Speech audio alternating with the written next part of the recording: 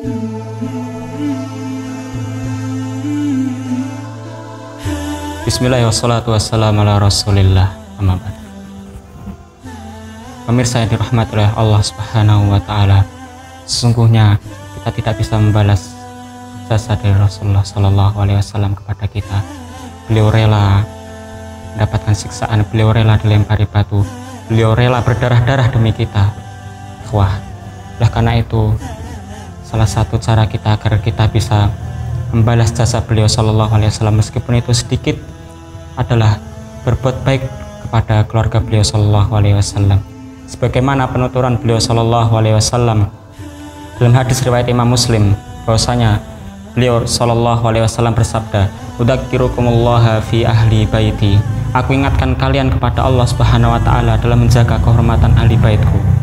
Oleh karena itu, ikhwah semuanya, jikalau kita melihat ada keluarga Rasulullah Sallallahu Alaihi Wasallam yang ditimpa kesusahan atau apapun itu, kita tolong mereka, kita bantu mereka, kita anggap mereka seperti keluarga kita sendiri.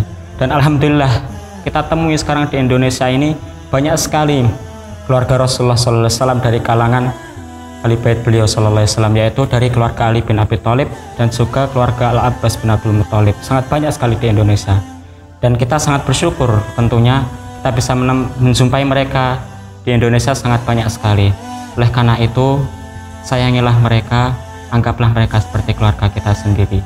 Apakah antum pernah mendengar kisah ini, ikhwah semuanya, bahwasanya ada seorang syarifah yang dia kehilangan suaminya, lalu dia meminta tolong kepada seorang alim. Lalu sang alim ini pun bertanya, "Dari manakah engkau?" Sang syarifah ini pun menjawab, "Saya berasal dari Khorasan dan saya adalah berasal dari keluarga Rasulullah Sallallahu Alaihi Wasallam."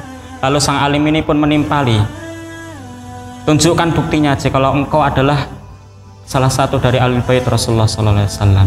Lantas syarifah ini tidak bisa menjawab secara detail. Karena apa?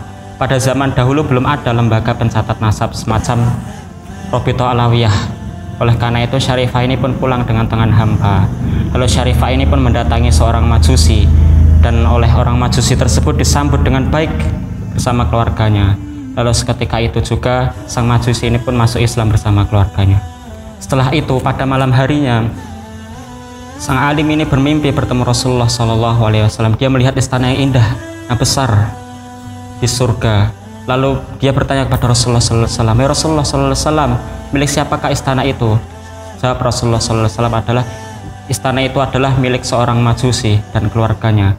Alim ini heran, "Ya Rasulullah, bagaimana mungkin istana itu ditujukan kepada seorang majusi, sementara aku adalah bagian dari umatmu?" Maka apa jawaban dari Rasulullah Sallallahu Alaihi Wasallam? "Tunjukkan buktinya jikalau engkau itu adalah benar-benar berasal dari umatku." Lantas ketika itu juga sang alim ini pun bangun. Lalu dia menyadari kesalahannya. Lalu dia pun berkeliling mencari-cari sekeliling kota. Akhirnya dia menemukan syarifah ini bersama anak-anaknya berada di rumah seorang majusi. Lalu alim ini pun meminta kepada majusi itu untuk menyerahkan syarifah itu kepadanya agar bisa mereka rawat. Tapi apa jawaban sang majusi ini? "Sungguh keluarga Rasulullah ini telah membuat saya mendapatkan hidayah dari Allah Subhanahu Wa Taala, dan oleh karena itu demi Allah saya tidak akan melepaskannya." Apa yang setelah itu yang dilakukan oleh alim ini? Dia pun menyesal sejadi-jadinya hingga wafatnya, dan tidak ada yang tahu betapa sedihnya dia. Subhanallah.